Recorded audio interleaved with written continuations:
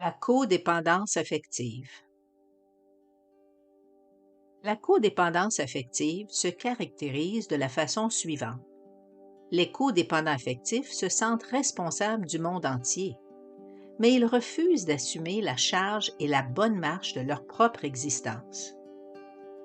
Ils donnent sans compter, mais ils ne savent pas recevoir.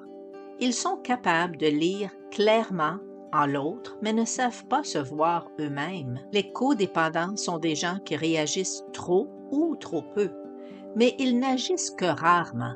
Ils se retrouvent souvent en relation personnelle ou professionnelle avec des gens perturbés, en demande ou dépendants. L'individu codépendant est celui qui s'est laissé affecter par le comportement d'un autre individu et qui se fait une obsession de contrôler le comportement de cette autre personne, l'aider à la sauver. L'autre personne en question peut être un enfant, un adulte, un amant, un conjoint, un frère, une sœur, un parent, un ami. Ce peut être un alcoolique, un drogué, une personne malade. Le fond du problème est en eux, dans la façon dont ils se laissent affecter par le comportement de l'autre. Il est souvent issu d'une famille perturbée ou dysfonctionnelle.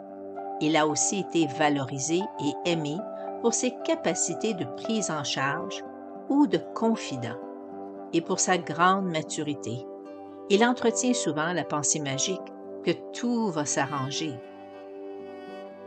Pour savoir si vous souffrez de codépendance affective, posez-vous les questions suivantes.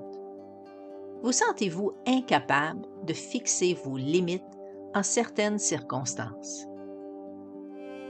Vivez-vous des peurs face à l'autorité? Vous sentez-vous au service de votre conjoint, de vos enfants ou même des gens en général? Ressentez-vous du rejet à la suite d'un refus? Avez-vous de la difficulté à dire non? Avez-vous de la difficulté à mettre vos limites? Avez-vous de la difficulté à vous affirmer? Vous sentez-vous souvent coupable sans savoir pourquoi? Avez-vous peur de la colère des autres au point de faire n'importe quoi pour éviter les affrontements? Avez-vous de la difficulté à exprimer vos désirs et vos besoins? Vous arrive-t-il souvent de vous excuser même si vous n'êtes pas trompé? Alors,